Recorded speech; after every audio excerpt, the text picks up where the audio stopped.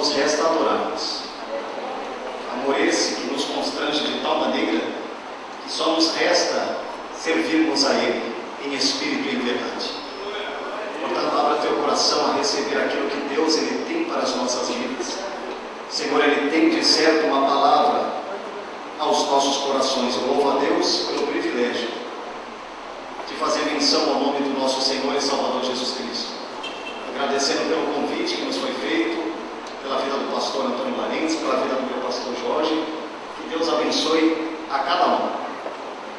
Mateus 16, verso 24, nos diz o seguinte, a palavra do Senhor. Então disse Jesus aos seus discípulos: se alguém quiser vir após mim, renuncie-se a si mesmo, tome sobre si a sua cruz e siga. Podemos assentar em nome de Jesus.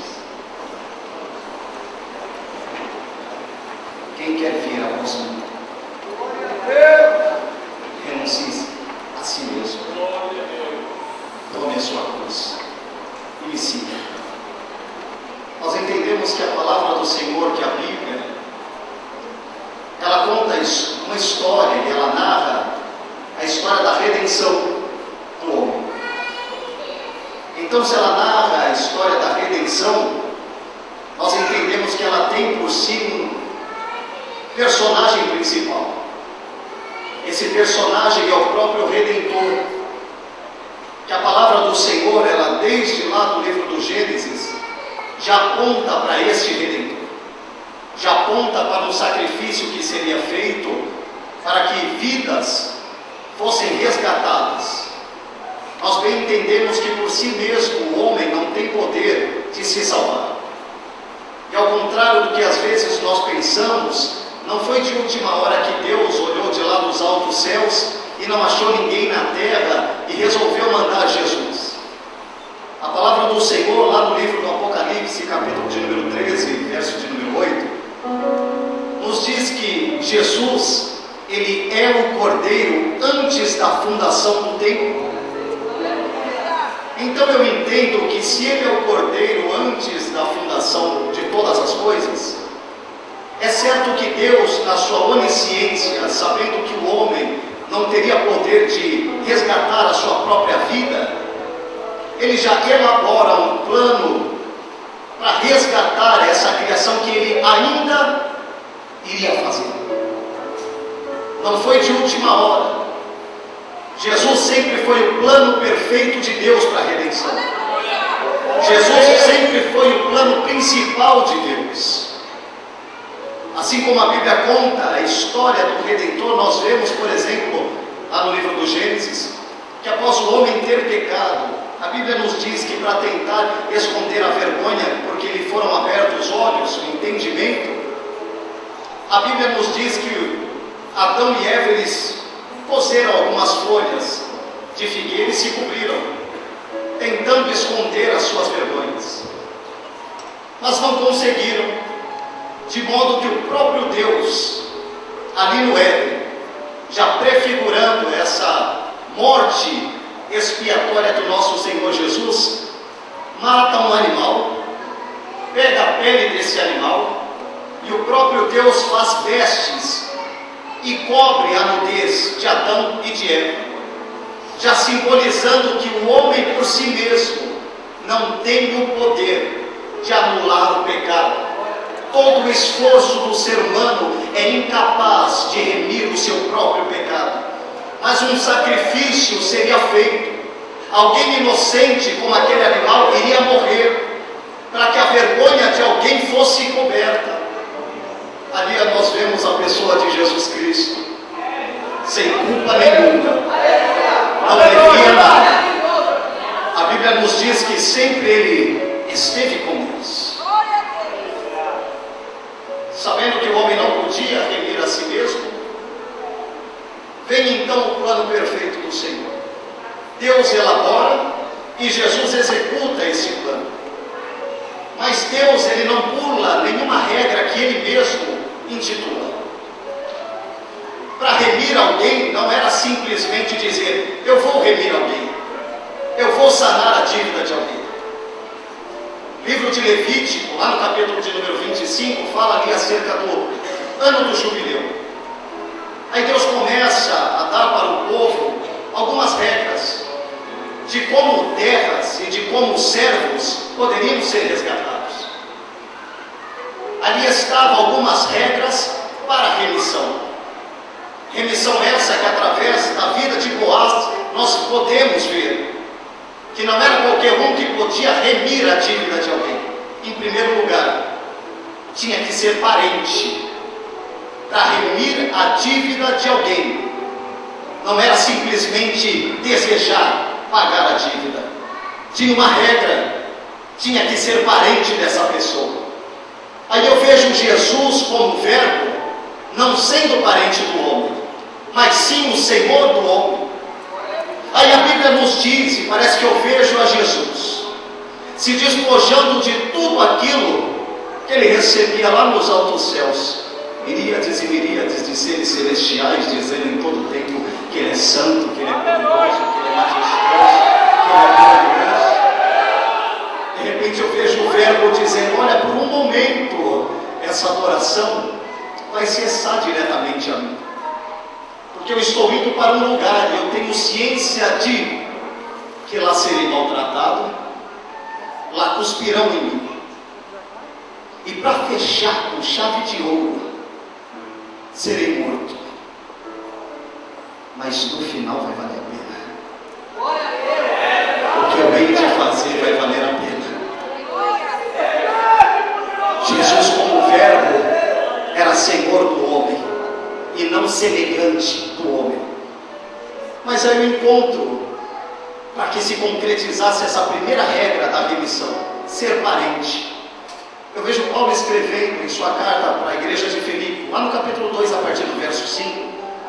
Paulo começa a dizer para a igreja de Filipe: de sorte que haja em vós o mesmo sentimento que houve em Cristo Jesus, que sendo na forma de Deus, não teve por usurpação ser igual a Deus, mas aniquilou-se a si mesmo, tomando forma de servo, e fez-se semelhante aos homens, e achado na forma de homem, foi obediente até a morte, e morte de cruz. Aí eu vejo também lá no Evangelho de João, capítulo de número 1, verso do mesmo número e verso 14, que nos diz: e no princípio era o Verbo. O Verbo estava com Deus, e o Verbo era Deus. Verso 14: e o Verbo fez-se em carne e habitou entre nós, e nós vimos a sua glória, como a glória do unigênito de Deus, cheio de graça e de verdade. Cumprida a primeira regra da remissão, tem que ser parente. Eu vejo Jesus abrindo mão da glória que ele havia lá nos céus, para se fazer semelhante à sua própria criação. Isso cabe na tua mente? Isso cabe em nossa mente? Um Deus tão poderoso, um Deus, quando disse haja luz, era o verbo, porque o verbo é ação, o verbo é a palavra. Então nós entendemos que a palavra, a ação de Deus é quem realizava a ordem de Deus. Quando Deus dizia haja luz, o próprio verbo, que é a ação, ia lá e agia e trazia luz. De repente eu vejo o verbo abrindo mão da sua posição nos céus para fazer-se semelhante à sua própria criação. Que amor é esse? Capaz de fazer rei tomar lugar de servo. Que amor é esse? Capaz de fazer aquele que tem toda a realeza, porque ele é a própria majestade santa, tomar o lugar do escravo. Que amor é esse? Que fez com que ele abandonasse a sua glória que havia lá nos céus, simplesmente para dizer o que disse o autor desconhecido aos Hebreus 2:11: olha, o santificador e os santificados pertencem a um, e por causa disso o santificador não se envergonha de chamá-los meu irmão. Abandonou toda a glória que havia nos céus para chegar na terra e olhar para mim e me dizer: você é meu irmão. semelhante a mim. Mas havia uma segunda regra na remissão. Tinha que ter a moeda para pagar. Tinha que ter condições de pagar. Não adiantaria ser somente parente. Tinha que ter condições de pagar. E a justiça de Deus, ao contrário do que alguns pensam, que foi o adversário das nossas almas, quem foi até Deus reclamar alguma coisa na postura de anjo caído, ele não tem nada para reivindicar diante do trono de Deus. Não foi ele quem disse para Deus: olha, seu filho vai morrer. Não, a justiça de Deus exigia o derramamento do sangue de um justo. É por isso que o próprio Deus elaborou esse plano perfeito da redenção. Porque na terra não haveria alguém capaz de realizar tal sacrifício, e ele mesmo elabora este plano para mandar o seu filho, que agora feito carne, iria ser sacrificado por nós. Tinha que querer, e ele quis. A moeda era o sangue de alguém que era santo, de alguém que era justo. É o que está escrito em 1 Pedro 1,5. Sede santo em toda a vossa maneira de viver. Porque eu sou santo. Eu nasci santo, eu cresci santo, cumpri meu ministério santo, e vou até o final santo, para cumprir a vontade do meu Pai, para que os meus filhos na terra não pereçam. Eu vou cumprir até o final. Eu tenho a moeda, que é a santidade, que é a justiça de Deus. Cumprido então a segunda regra, mas tinha mais uma: querer pagar. Não era simplesmente ser parente, ter o dinheiro, porque alguém poderia ser parente, ter o dinheiro, mas olhar para a pessoa e dizer: eu não quero pagar, eu não vou pagar a sua dívida. Mas ele, João 3,16, e Deus amou o mundo, não o sistema mundano, mas amou sua criação, de tal maneira, não tem como mensurar, não tem como ponderar, é de tal maneira, que pegou o seu filho e falou: é para você, estou dando ele para você, para que todo aquele que nele crê não pereça, mas tenha vida eterna. Era Deus falando: por amor a você, estou dando meu filho para restabelecer a ponte de ligação que foi quebrada lá no jardim do Éden, porque novamente minha glória será manifestada na vida da minha criação. Tem que ter o desejo de pagar, tem que esboçar a vontade. Eu quero pagar, e ele quis. Aleluia! João 10, verso 11, Jesus diz assim: sabe quem eu sou? Eu sou o bom pastor. E o bom pastor, sabe o que ele faz? Ele dá a vida pelas suas ovelhas. João 10, 17, 18, Jesus diz: por isso o Pai me ama, porque eu dou a minha vida para tornar a pegá-la. Ninguém a tira de mim, eu de mim mesmo a dou, e tenho poder para dar e tomá-la de volta. Cumprida a regra para a remissão, agora ele era parente, semelhante aos homens. Ele tinha o dinheiro, a santidade, a justiça de Deus, e ele esboçou a vontade dizendo: eu vou dar a minha vida. Morte vicária por substituição. Sai desse lugar, porque você mesmo, ser humano, você não consegue por você mesmo. Você não tem a moeda necessária, tem os atributos necessários para tomar o seu lugar. Eu não precisaria, mas eu te amo. Quando eu olho para você, eu te amo.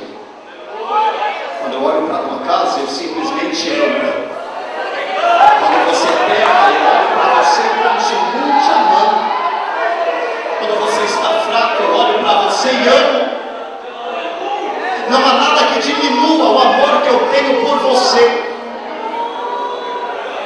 O pecado, ele ocasiona sim separação. Não tem como eu me comunicar onde há o pecado. Mas o meu amor, ele continua irredutível. Ele simplesmente ama. Amor que nossa mente nunca vai conseguir. Chega perto. Nós até podemos sentir, mas entender, não conseguimos entender. Para exemplificar, este amor, ele abandona a sua glória. E um local onde nós podemos visualizar Jesus é no tabernáculo que Deus pediu para que fosse erguido lá no deserto. Havia algumas partes deste tabernáculo simbolizando Cristo e a obra redentora de Cristo. Havia um lugar chamado Santo dos Santos, o lugar santo, e o pátio externo, e alguns objetos que haviam, um dentro do Santo dos Santos, 3 dentro do santo lugar, e mais 2 no pátio externo. Olhando para a obra de Cristo e para tudo o que Ele fez, nós podemos ver Cristo abrindo mão da sua glória, saindo então Ele do santíssimo lugar, da sua morada, passando agora do véu, o que faz a separação das coisas que são celestiais e das coisas que são terrenas. Passa Jesus e sai do santíssimo lugar, e passa Ele pelo primeiro objeto que havia no lugar santo, altar de incenso, para quem vem de dentro do santíssimo lugar em direção à porta. Este tabernáculo nós podemos ver de duas maneiras. De dentro para fora, simboliza o caminho de Deus na pessoa de Jesus Cristo em direção ao homem. E Ele fez isso, abandonou o santíssimo lugar. Passa então pelo primeiro objeto ali do santo lugar, o altar de incenso, como se Ele mesmo pudesse dizer: sou eu que intercedo. Altar de incenso, Ele é o nosso intercessor. Para quem vem de dentro para fora do santíssimo lugar, à sua direita, um candelabro.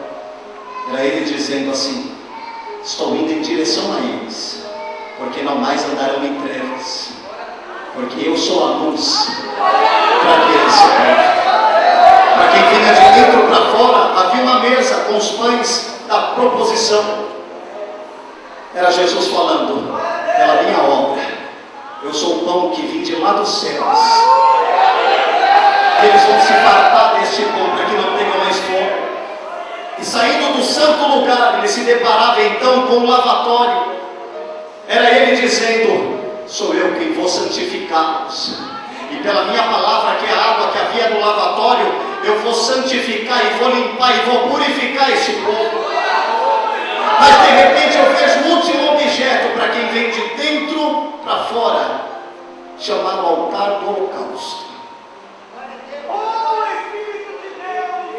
Um quadrado de 2,5 metros por 1,5 metros de altura,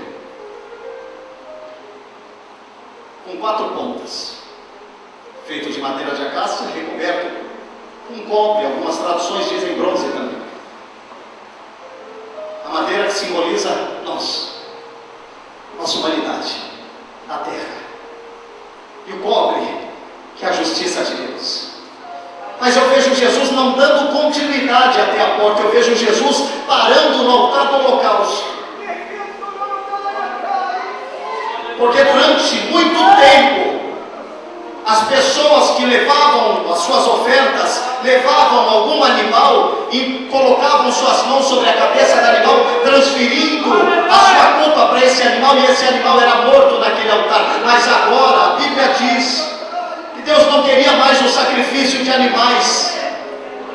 E vindo a plenitude dos tempos, Deus enviou seu Filho, nascido de mulher, e cumpre um ministério. E no exato momento eu vejo Cristo parando ali no altar do holocausto. Pronto. O Cordeiro perfeito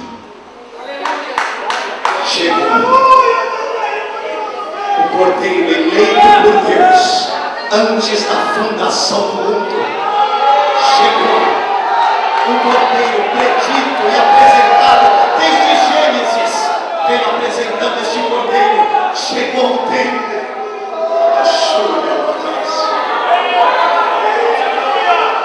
E ele se detém naquele altar do holocausto. Aí a Bíblia nos diz que o sacerdote,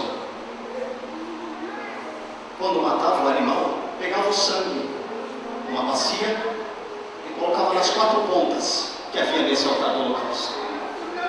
E o restante do sangue que havia na bacia, ele colocava todo esse sangue na base do altar. Aí eu vejo Jesus, porque o altar simboliza a cruz do Calvário. Jesus parou ali naquele altar porque chegou o momento do sacrifício perfeito ser realizado. Mas como eu disse anteriormente, havia necessidade das 4 pontas serem aspergidas com sangue, e o restante na base desse altar. Deram uma coroa de espinho para Jesus e feriram sua cabeça. Eu vejo Jesus sendo pregado na cruz. Mas quando ele recosta a sua cabeça na parte superior da cruz, mancha a primeira ponta do altar do holocausto de sangue. Aí de repente eu vejo seus pés sendo traspassados, aí a ponta inferior da cruz sendo manchada também com sangue, mais uma das pontas do altar do holocausto sendo manchada com sangue. De repente eu vejo os braços de Jesus sendo abertos e as mãos sendo traspassadas, as horizontais da cruz manchadas também, assim como as 4 pontas do altar do holocausto, mas o restante do sangue.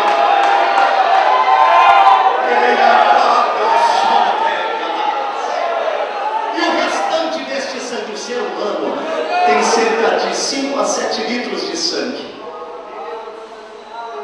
Estava Jesus pregado na cruz e o seu sangue vertendo, porque fizeram uma ferida nele, e o seu sangue foi vertendo. E havia 2 ladrões do lado dele, mas não foram crucificados. Foram crucificados, mas não foram pregados, estavam amarrados, porque Roma amarrava as pessoas, não pregava. Mas para que se cumprisse as escrituras que transpassaram-me as mãos e os pés, estava Cristo crucificado, pregado lá no madeiro. E enquanto alguns de lá de baixo olhavam dizendo: esse daí não fala que é Jesus, que é o Filho de Deus, porque ele não salva-se a si mesmo. E eu vejo um Jesus se esvaindo em sangue, olhando para os céus e dizendo: Pai, perdoa eles. Enquanto alguém dizia: desce, salva você mesmo, ele dizia: não, eu vou até o final, eu vou por amor a você, porque eu te amo, porque eu te amo, porque eu te amo. Eu vou até o final, eu não merecia, mas eu vou cumprir a obra redentora e restabelecer a ponte de ligação com a glória de Deus.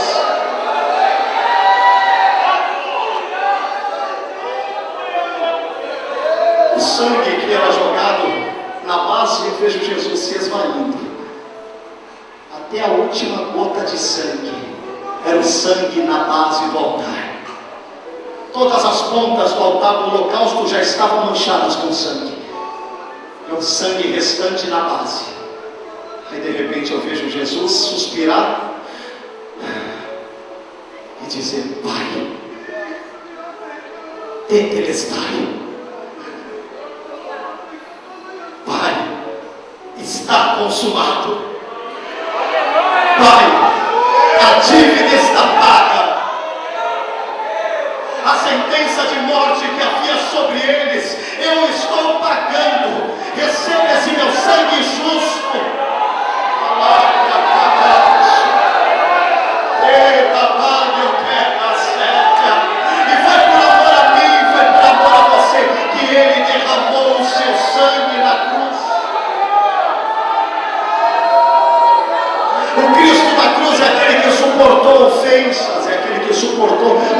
direções e olhava, porque ele já via o meu rosto. Como assim? Ele não desistiu, porque ele já me via e ele já te via. Ele fez isso para que hoje você estivesse aqui, que você estivesse assentado aí, nesse lugar de privilégio. Isso é um privilégio para você. Isso é um privilégio. É um privilégio estar na casa do Pai, o adorando em espírito e em verdade. Isso não é obrigação, não. Isso é um privilégio.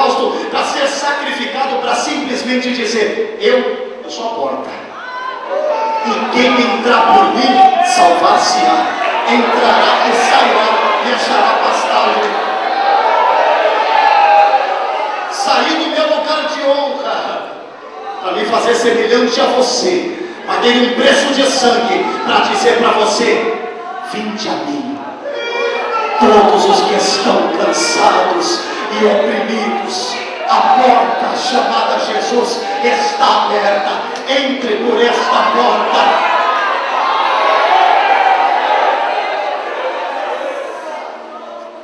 Aí eu posso ver o tabernáculo agora de outra visão, de quem estava do lado de fora da cerca.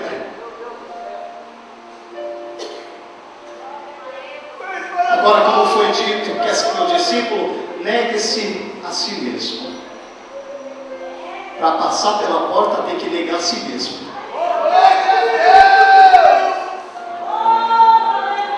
Para passar pela porta chamada Jesus, tem que negar a si mesmo.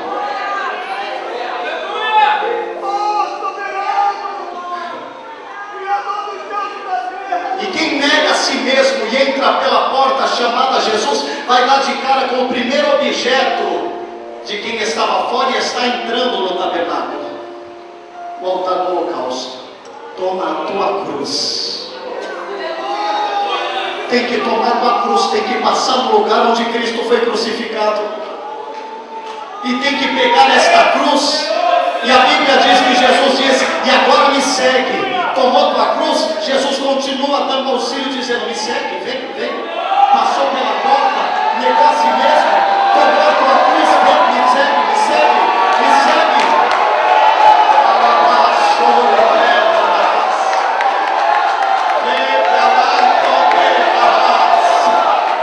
Tomou a tua cruz, pode seguir.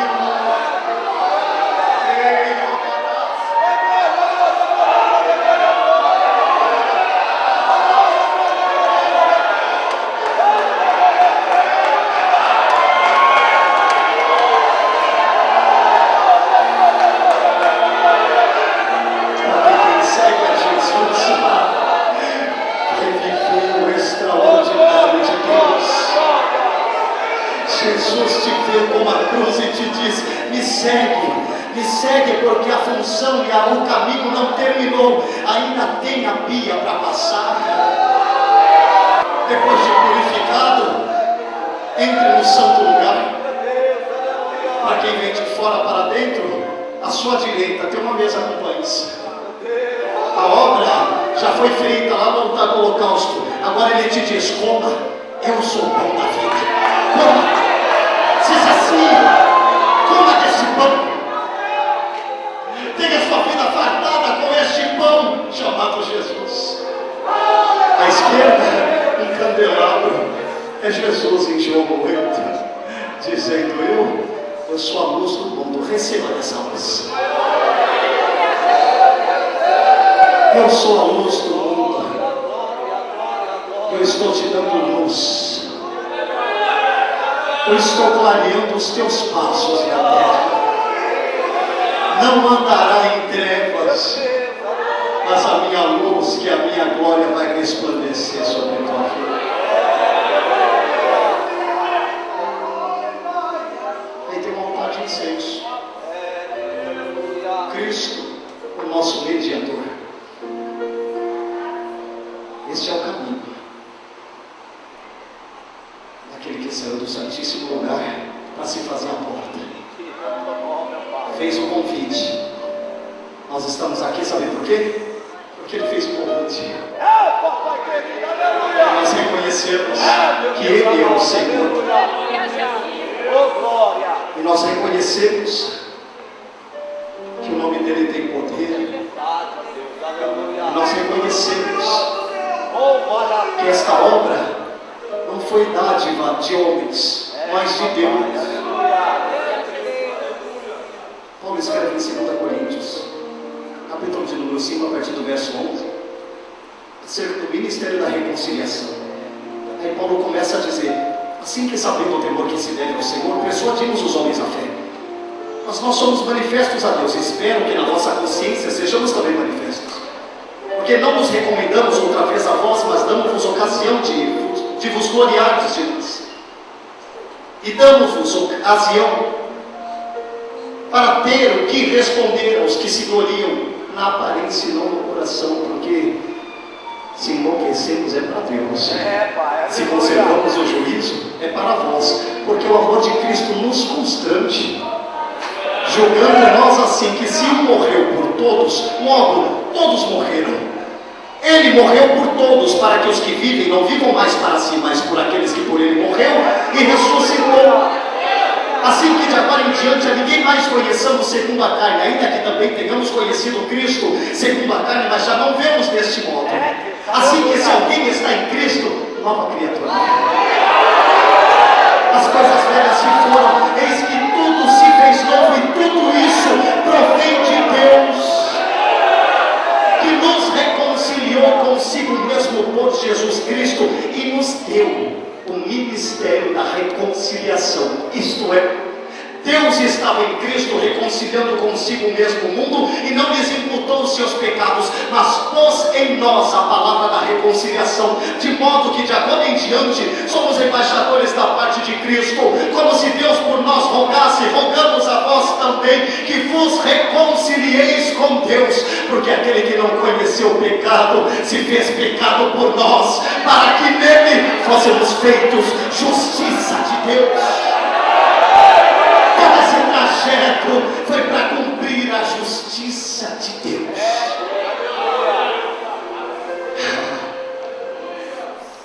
Porque simplesmente Ele ama. Porque simplesmente Ele ama. Porque simplesmente Ele ama a tua vida. O Cristo da cruz fala comigo e contigo hoje. Foi por você. Eu amei você. Eu amo você. E sacrifiquei por você. Não abra mão. Não deixe de lado. Mergulhe cada dia mais. Entenda o que Deus tem contigo. Viva de modo a satisfazer a vontade de Deus e não a tua.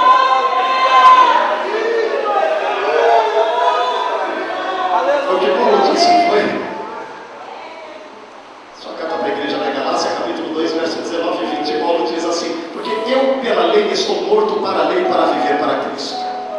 Porque eu já estou crucificado com Cristo. Vivo, não mais eu, mas Cristo é quem vive em mim.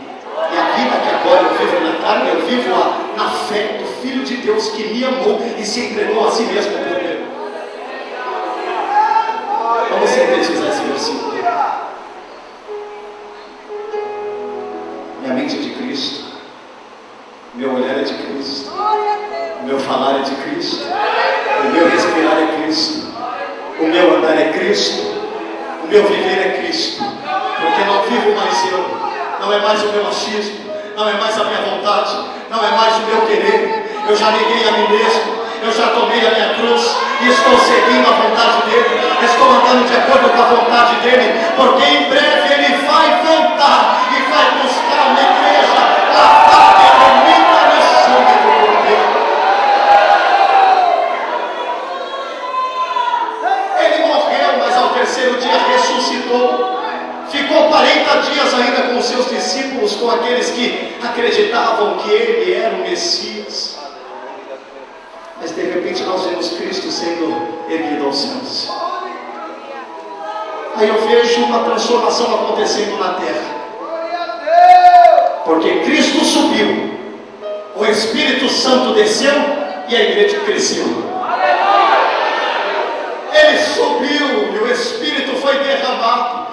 E a igreja foi tomando forma. O corpo místico de Cristo na terra, chamado igreja.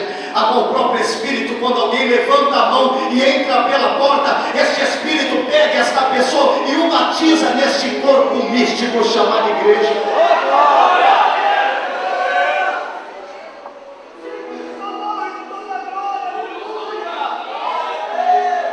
Cada dia, cada minuto na casa de Deus está valendo a pena. Vai valer a pena. Cada lágrima, cada angústia, tudo o que você passar na presença de Deus vai valer a pena. Está valendo a pena. Porque logo tudo isso vai passar. Essa é a nossa esperança, Jesus. Tudo isso em breve vai passar. 1 Coríntios 15, 51.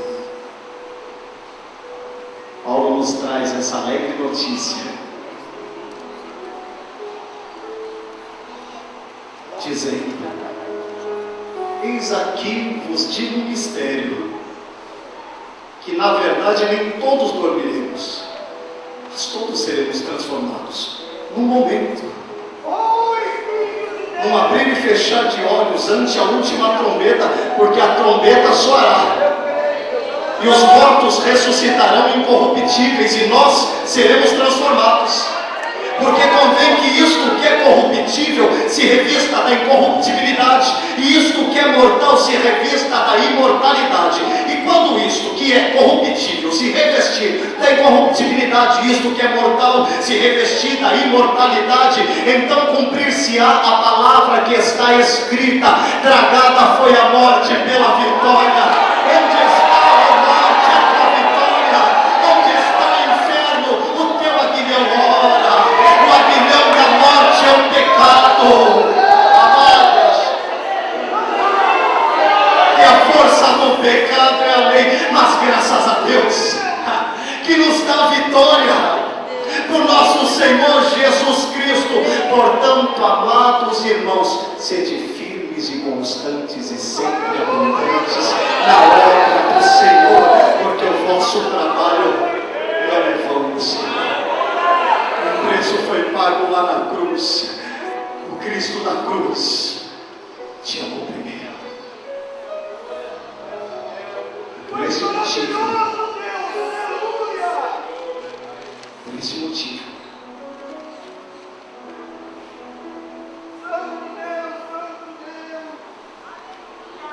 nada, entenda, nada pode te parar. Entenda, nada pode te parar. até o final da jornada.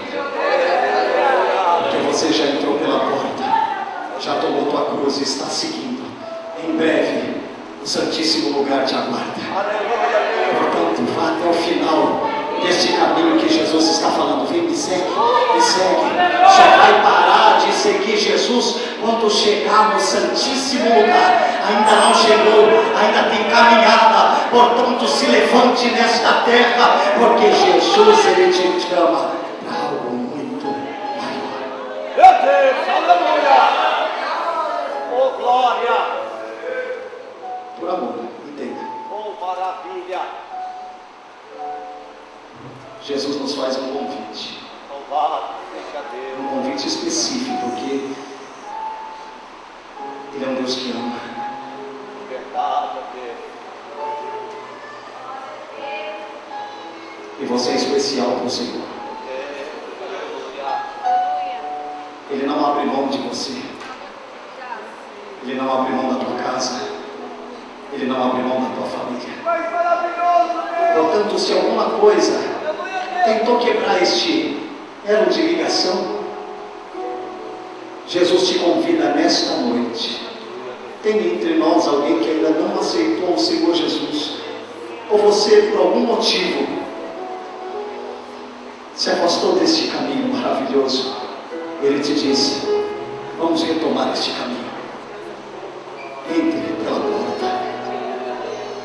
Há entre nós alguém que quer aceitar ao Senhor Jesus, alguém que precisa se reconciliar com o Senhor Jesus. Nesta noite aberta a esta oportunidade, você ergue a sua mão que nós estaremos orando por você. Tem alguém nesta noite?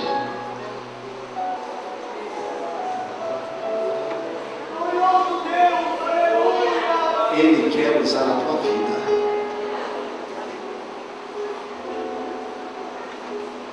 De maneira sobrenatural nessa terra.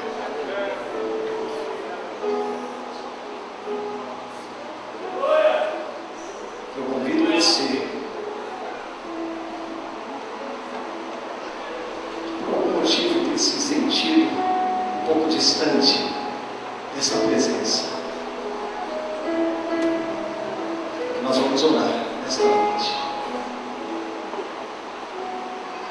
E Deus, o Deus que restaura a tua vida por completo. E restauração de Deus não é só o estereótipo, é de dentro para fora.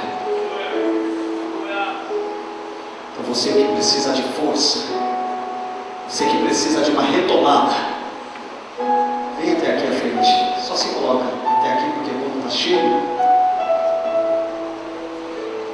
Nós estaremos orando por você. E que precisa de força para caminhar, para continuar nesta peleja. Amém. Nós estaremos orando pela sua vida. Não precisa se sentir envergonhado, não. Não, nós estamos em família aqui. Deus quer derramar virtude sobre a tua vida. Deus quer te apaixonar. O sacrifício da cruz foi algo tremendo. Deus, Ele quer renovar a tua vida. Deus, Ele quer tomar a tua vida. Deus quer te levantar nesta terra como uma atalaia do Senhor para proclamar essa vontade plena e soberana do nosso Deus. Venha que nós estaremos orando. Venha, porque a força que tu precisa, o Senhor é Ele quem te dá.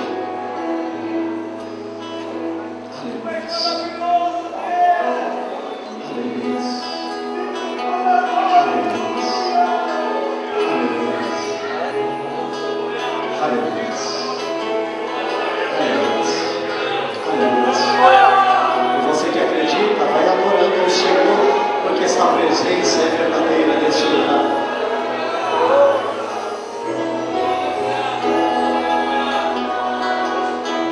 Tem mais alguém? Tem mais alguém? Porque a virtude vem de Deus, a unção vem do Senhor. É Ele quem te ergue, quem te levanta, quem restaura a tua vida. Porque Deus, Ele não abre mão de você. Deus não abre mão da chamada